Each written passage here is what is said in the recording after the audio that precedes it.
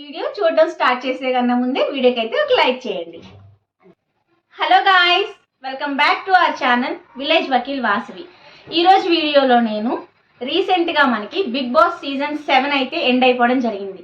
యాక్చువల్గా మన ఛానల్కి బిగ్ బాస్తో పని లేదు, బట్ నేను ఎందుకు ఈరోజు చెప్పాల్సి వస్తున్నాను అంటే రీసెంట్గా మనకి ఆ ప్రశాంత్ విన్ అయ్యారు, అట్లనే అమర్దీప్ ఏమో రన్నరప్ అయ్యారు కదా. అయితే ప్రశాంత్ మీద ఒక 7 సెక్షన్స్ మీద అయితే ఐపీసీలో కేసెస్ ఫైల్ అవ్వడం జరిగింది. అయితే చాలా మంది ఏమనుకుంటున్నారంటే ఆ రోజు జరిగిన అల్లర్లో ప్రశాంత్ ఫ్యాన్స్ చేశారు అని చెప్పేసి అంటున్నారు కదా. అయితే ప్రశాంత్కి ఏం సంబంధం, లోపల ఉన్నాడు కదా, బయట జరిగింది కదా అని చెప్పేసి మనం అందరం అనుకుంటున్నాం. కాకపోతే అక్కడ జరిగింది ఏంటి అంటే ఎవరు చేశారు, ప్రశాంత్ ఫ్యాన్స్ ఏనా లేకపోతే ఎవరు ఏంటనేది పక్కన పెడితే ఆ ఇడియట్స్ అయితే చాలా రకాలుగా గ్లాసెస్ పగలగొట్టడాలు, అలాగే ప్రతి ఒక్కరిది గీతుది కానీ, అశ్వినిది కానీ, అమర్దీప్ది కానీ చాలా రూడ్గా బిహేవ్ చేశారు. అమర్దీప్కి అయితే ఇదంతా కూడా రెడ్గా స్క్రాచెస్ కూడా పడిపోయాయి, మొత్తం ఇదంతా మచ్చలు కూడా వచ్చేసాయి. సో అంతలాగా అయితే కనుక వాళ్ళు చేశారు, బట్ వాళ్ళు ఎవరు ఏంటి అని తెలియదు. బట్ ఒకటైతే చెప్పొచ్చు, చాలా సైకోలు అయితే అనొచ్చు. సో అలా చేశారు కదా. అయితే దాని మీద అయితే ప్రశాంత్ మీద కేసు ఫైల్ అవ్వలేదు. ఎందుకు అంటే దాని మీద ఫైల్ అయి ఉంటే దానికి రీజన్ లేదు, ఎందుకంటే ప్రశాంత్కి సంబంధం లేదు. ప్రశాంతే పెట్టి అలా చేయిస్తే కానీ మనం ప్రూవ్ చేయలేము ఆ విషయాలు. కానీ ఇక్కడ ఏం జరిగిందంటే ప్రశాంత్ మీద ఫైల్ అయిన కేసెస్ ఏంటి అంటే వాళ్ళు బిగ్ బాస్ లోపల అంటే ఎపిసోడ్ అయిన తర్వాత అయితే వాళ్ళకి ఇన్ఫర్మేషన్ అయితే ప్రశాంత్కి వచ్చింది. ఏమనంటే బయట ఇట్లా జరుగుతుంది, మీరు బ్యాక్ సైడ్ గేట్ నుంచి అయితే వెళ్ళిపోండి, లేకపోతే ఇక్కడ లా అండ్ ఆర్డర్ ఇష్యూస్ ఉన్నాయి, చాలా ఇబ్బంది అవుతుంది కాబట్టి మీరు కోఆపరేట్ చేయండి అని చెప్పి ప్రశాంత్కి చెప్పినప్పటికీ కూడా తను మెయిన్ డోర్ నుంచి రావడం, ర్యాలీ చేయడము, అట్లనే పోలీసులకి ఎదురుగా చెప్పడము, ఒక రైతు బిడ్డని ర్యాలీలు కూడా చేసుకొనివ్వరు అనడం. అంటే అక్కడ అంతమంది ప్రాణాలు పోతున్నా కూడా ఆయనకి ఆ రైతు బిడ్డ సెంటిమెంటే ఉంటుందన్నమాట. సో అట్లా అయితే ఆ రైతు బిడ్డ అని చెప్పి అయితే అక్కడ కూడా యూజ్ చేశారు. అంటే అక్కడ ఒక మనిషి ప్రాణం కన్నా కూడా ఆయనకి ఆ ర్యాలీ చేసుకోవడం అదైతే ఎక్కువ ఇది ఇచ్చారు కాబట్టి వాటిల మీద అయితే ఫైల్ చేయడం జరిగింది.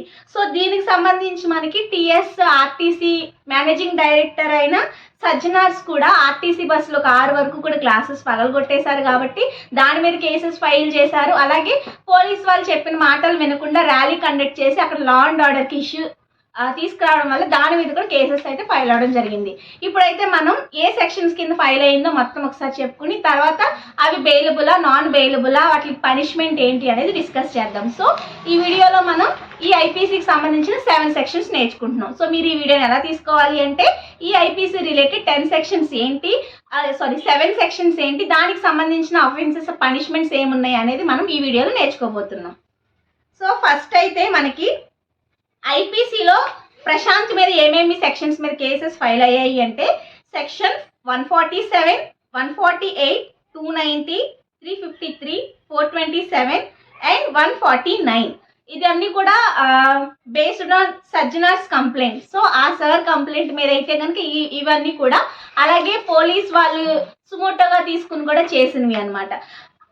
సో దీనికి సంబంధించి అయితే కనుక ప్రశాంత్ మీద ఉన్న కేసెస్లో ఫస్ట్ వచ్చేసి మనకి ఒక్కొక్క సెక్షన్ అయితే చూసుకుంటూ వెళ్దాము.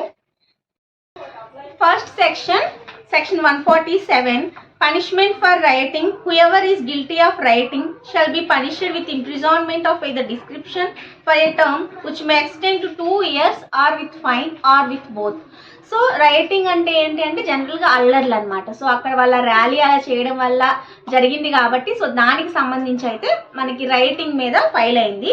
సో దీనికల్లా ఇప్పుడు ఇవన్నీ ఏంటి అంటే first of all 41A CRPC notice అయితే ఇవ్వాలన్నమాట. సో అక్కడ ఏంటంటే ప్రశాంత్ ఆ పోలీస్ స్టేషన్కి అయితే ఎపీర్ అవ్వాల్సి ఉంటుంది. సో అక్కడైతే ఎపీర్ అయితే తర్వాత ప్రొసీడింగ్స్ అనేది అప్పుడు స్టార్ట్ అవుతాయి. ఫస్ట్ ఆఫ్ ఆల్ తను ఎపీర్ అవ్వాలన్నమాట. ఎపీర్ అవ్వకుండా అప్స్కాండ్ అయినా ఏమైనా అయినా మళ్ళీ ఇవి వేరే ఆఫెన్సెస్ కిందకైతే దారి తీస్తాయి.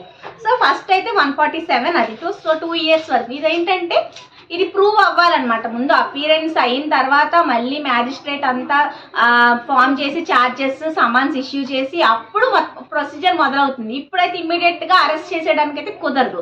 సో ఫస్ట్ ఆఫ్ ఆల్ తను ఎపీర్ అయినాక మళ్ళీ ఛార్జ్ షీట్ ఫైల్ చేసి సమన్స్ ఇష్యూ చేసి కోర్ట్ ప్రొసీడింగ్స్ అయ్యి అవి ఎవిడెన్స్ వచ్చి ప్రూవ్ అయిన తర్వాత ఇప్పుడు మనం మాట్లాడుకునే ఇంప్రిజన్మెంట్ వస్తుంది.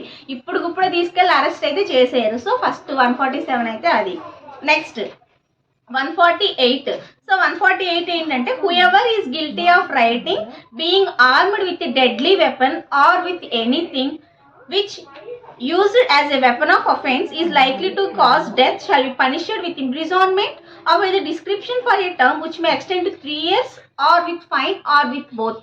సో ఇక్కడ ఏంటి అంటే కనుక ఆ రైటింగ్ వల్ల ఏదన్నా డెడ్లీ వెపన్స్ యూజ్ చేసినా లేదంటే అక్కడ వాళ్ళ వల్ల ఎవరికన్నా చనిపోయినా సరే సో అలాంటప్పుడు కూడా ఇక్కడ ఆర్ అన్నమాట, ఫైన్ అన్న వేయొచ్చు, ఇంప్రిజన్మెంట్ అయినా ఇవ్వచ్చు. Next section 290 of IPC.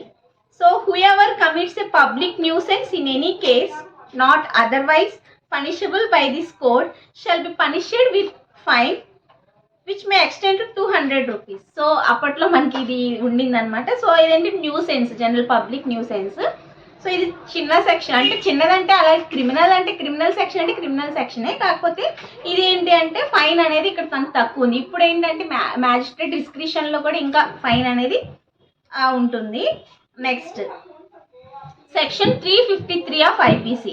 Assault or criminal force to deter public servant from discharge of his duty. So అక్కడ ఆయన డ్యూటీ డిశ్చార్జ్ చేయకుండా అంటే ప్రశాంత్ చేసుకోనివరా అట్లా అని చెప్పి, అంటే వాళ్ళు చెప్పిన ప్రకారంగా అయితే అతనికి ఎదురుగా మాట్లాడాడు, సో తప్పుగా ప్రవర్తించాడు అని చెప్పేసి వస్తుంది. వీడియోస్ కూడా ఉన్నాయి కదా, చూసాం కదా మనం. సో అవన్నీ యాక్చువల్గా అయితే ఇంకా అవన్నీ డైరెక్ట్గా విట్నెస్లే అందరికీ. ఎందుకు అంటే అక్కడ అతనే డైరెక్ట్గా ఆ పోలీస్తో అలా మాట్లాడింది మనకంతా రికార్డెడ్గా చూసాం కాబట్టి, సో దాని మీద 353 అయితే ఫైల్ చేయడం జరిగింది.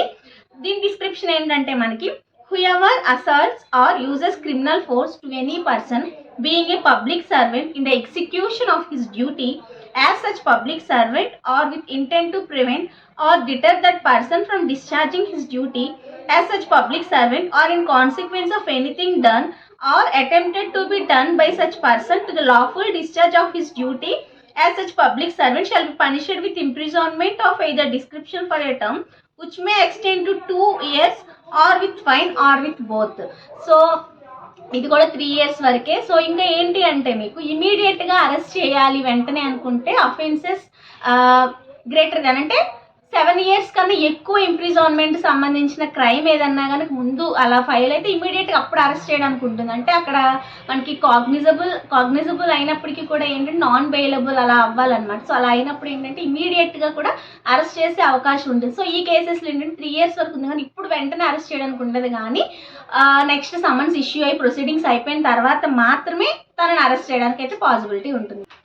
Next section 427 of IPC. Whoever commits mischief and thereby causes loss or damage to the amount of 50 rupees or upward shall be punished with imprisonment of either description for a term which may extend to 2 years or with fine or with both. So ఈ మిస్చీఫ్కి సంబంధించి అయితే కనుక దీనిలో కూడా మనకి 2 years ఉంటుంది. అది కూడా ఫైన్ కానీ లేదా ఇంప్రిజన్మెంట్ కానీ ఏదైనా అవుతుంది. సో మ్యాక్సిమం ఇలాంటి కండిషన్స్లో ఏమవుతుందంటే మ్యాక్సిమం ఫైన్కి వెళ్ళిపోతారు. ఏదో అంటే ఇంకా రేరెస్ట్లోనే చెప్పుకోవచ్చు ఇంప్రిజన్మెంట్ అనేది గ్రాంట్ అవ్వడం అనేది. అండ్ ఫైన్ ఉంటే మాత్రం ఇంప్రిజన్మెంట్ అండ్ ఫైన్ ఉంటే 2 వస్తాయి. Next section 149 of IPC. To convict a person under section 149 of IPC, prosecution has to establish with the help of evidence that firstly appellant shared a common object and were put part of unlawful assembly, and secondly it had to prove that they were aware of the offences likely to be committed is to achieve the said common object. So ముందుగానే అంటే వాళ్ళకి knowledge ఉంది, ఒకవేళ అక్కడ ఇప్పుడు జరగబోయే unlawful assembly వల్ల ఇవన్నీ జరగబోతున్నాయి అని చెప్పేసి, అంటే ముందుగానే తనకి ఇన్ఫర్మేషన్ ఉండింది, ఆ జరిగిన దాని గురించి నాలెడ్జ్ అయితే ఉండింది కాబట్టి సో ఇది కూడా ఈ అఫెన్స్ మీద కూడా ఫైల్ అవ్వడం అయితే జరిగింది. సో ఇవన్నీ కూడా ఏంటి అంటే జనరల్గా నాన్ బెయిలబుల్ అఫెన్సెస్సే కాబట్టి ముందు అపియర్ అయితే 41A సిఆర్పిసి నోటీస్ ప్రకారం అపియర్ అయిపోయిన తర్వాత ఈ ప్రొసీడింగ్స్ అన్నీ కూడా అప్పుడైతే జరుగుతాయి. ప్రొసీడింగ్స్ జరిగిన తర్వాత ఇంప్రిజన్మెంట్ ఉంటుందా, ఫైన్తో వదిలేసారా, అవన్నీ మనకు తర్వాత జరుగుతాయి. సో ఫస్ట్ అయితే ముందు అపీర్ అయ్యి ఆ తర్వాత ప్రొసీడింగ్స్ అన్నీ స్టార్ట్ అయిన తర్వాత తెలుస్తుంది అనమాట. ఇప్పుడైతే ఇమ్మీడియట్ అరెస్ట్ అయితే ఉండదు. ఒకవేళ ఇంకా నోటీస్ 41A ఇచ్చిన తర్వాత కూడా రాకుండా అబ్స్కాండ్ అయితే కనుక అప్పుడు వేరే యాక్షన్స్ అనేది ఉంటుంది. సో ఇవి ఈ సెక్షన్స్ అయితే ఈ సెక్షన్స్ అన్నిటి కింద అయితే ఫైల్ అవ్వడం జరిగింది. సో వీడియో నచ్చితే వీడియో లైక్ చేయండి, షేర్ చేయండి, కమెంట్ చేయండి. అలాగే విలేజ్ వకీల్ వాసవి ఛానల్ అయితే తప్పకుండా సబ్స్క్రైబ్ చేసుకోండి. Thank you for watching. Bye bye.